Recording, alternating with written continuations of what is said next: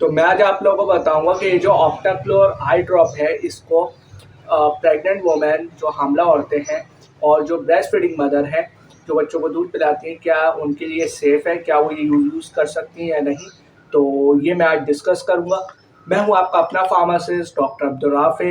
मैं doctor of pharmacy हूँ, यानी मेरी जो स्पेशलिटी है वो फार्मेसी है। मैं माहिर अद्वियात हूँ और आप देख रहे हैं राफ़े हेल्थ केयर चैनल। तो चलिए लेट्स स्टार्ट।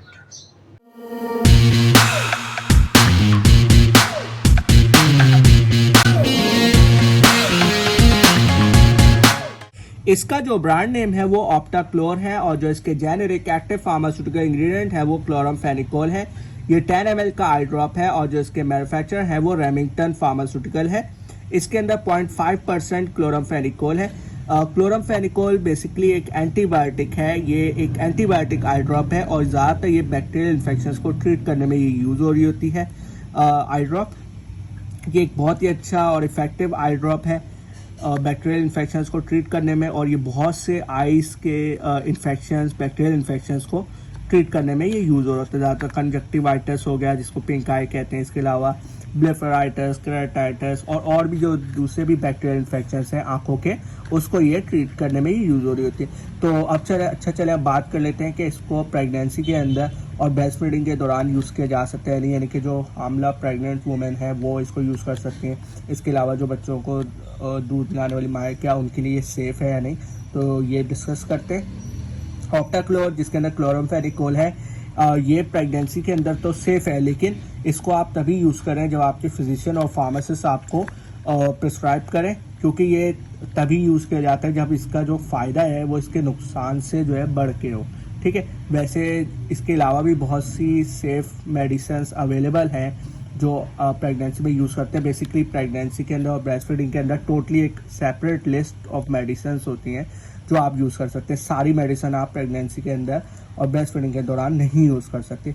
एक ख़ास लिस्ट होती है जिसमें गिनी चुनी दवाइयाँ होती हैं, जिससे वही आप यूज़ कर सकते हैं। क्यों? क्योंकि बाकी दवाइयों के साइड इफ़ेक्ट्स बहुत ख़तरनाक होते हैं जो बच्चे के ऊपर और जो वोमेन है, प्रेग्नेंट वोमेन है, उस पर असरअंदाज होते हैं। ठीक है, तो अब बात कर लेते हैं कि इसको प्रेगनेंसी के अंदर इन शॉर्ट कि इसको प्रेगनेंसी में आप तभी यूज़ करें जब आपको आपके फिजिशियन या फार्मासिस्ट आपको प्रिस्क्राइब करें। ठीक है, आप खुद से इसको ना यूज़ करें। वैसे तो ये सेफ़ है, लेकिन यूजुअली अवॉइड किया जाता है क्योंकि इसका साइड इफ़ेक्ट पता नहीं कि अचानक हो जाए, तो इसको तभी यूज़ करें जब आपको बहुत ज़्यादा इसकी ज़रूरत हो। अब बात करें अगर ब्रेस्ट फीडिंग के अंदर, तो ये उसमें सेफ़ नहीं है। क्यों? क्योंकि ये जो ब्रेस्ट मिल्क होता है वो दूध से पास होके बेबी को इफ़ेक्ट कर सकता है, बच्चे को इफ़ेक्ट कर सकता है, जिसमें ज़्यादातर ग्रे बेबी सिंड्रोम बहुत ज़्यादा इसमें होता है। तो ये एक बड़ा इसका ख़तरनाक नुकसान है। इसके अलावा बात करें तो ये बोन मैरो सप्रेशन भी कर सकते हैं, इनके ब्लड को भी इफेक्ट करता है, बोन मैरो को भी बच्चे के उसके इफेक्ट कर सकता है। तो ये इसके एक क्लियर इसका नुकसान है, इसीलिए इसको ब्रेस्ट फीडिंग के अंदर तो अवॉइड करना चाहिए। ठीक है, नहीं यूज़ करना चाहिए, और इसके अलावा प्रेगनेंसी में भी इसको कॉशन के साथ यूज़ करना चाहिए। ऐसे ही आपको, और ख़ासकर सेल्फ मेडिकेशन तो बिल्कुल भी नहीं यूज़ करनी चाहिए। अगर आप ये खुद से यूज़ करने का सोचें तो बिल्कुल भी ना करें।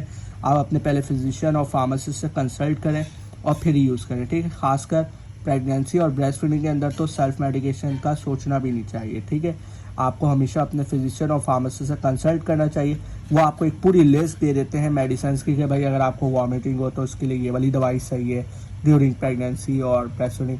अगर आपको बुखार है तो ये वाली दवाई, अगर आपके आई के अंदर इन्फेक्शन हो गया ड्यूरिंग, तो उसमें आप ये वाली एंटीबायोटिक्स यूज़ कर सकते हैं। ठीक है, तो वो पूरे एक लिस्ट होती है जो आपको ये फिजिशियन फार्मासिस्ट जो है, यानी डॉक्टर्स जो है, वो आपको देते हैं। ठीक है, तो खुद से आपने कोई भी दवाई नहीं यूज़ करनी। तो अब अगर इसकी, जैसे मैंने आपको बताया कि इसको ब्रेस्ट फीडिंग के अंदर अवॉइड करना, नहीं यूज़ करना चाहिए, और प्रेगनेंसी में भी देखभाल के इस्तेमाल करना चाहिए जब इसका फ़ायदा इसके नुकसान से बढ़कर हो। ठीक है, तो आई होप आपको बात समझ आ गई होगी और आपके लिए आसानी हो गई होगी। तो बस आज के लिए इतना ही। तो मैं उम्मीद करता हूँ कि आपको इस वीडियो से फ़ायदा हुआ होगा। मेरे चैनल को लाजमन सब्सक्राइब कर लीजिए क्योंकि मैं ऐसी वीडियोस बनाता रहता हूँ। तो जल्दी से जाइए और मेरे चैनल को सब्सक्राइब कीजिए। अगर आपको इस मेडिसिन से रिलेटेड या किसी भी मेडिसिन से रिलेटेड अगर आपको कोई मज़ीद मालूमात लेनी है, कोई आपका सवाल है, तो आप कमेंट सेक्शन में लिख सकते हैं। मैं आपको इंशाल्लाह रिप्लाई भी कर दूँगा। और अब अपना बहुत बहुत ख्याल रखिएगा और अब अपने फार्मासिस्ट डॉक्टर अब्दुल राफी को भी इजाज़त दीजिए। अल्लाह हाफिज़, टेक केयर एंड पाकिस्तान जिंदाबाद।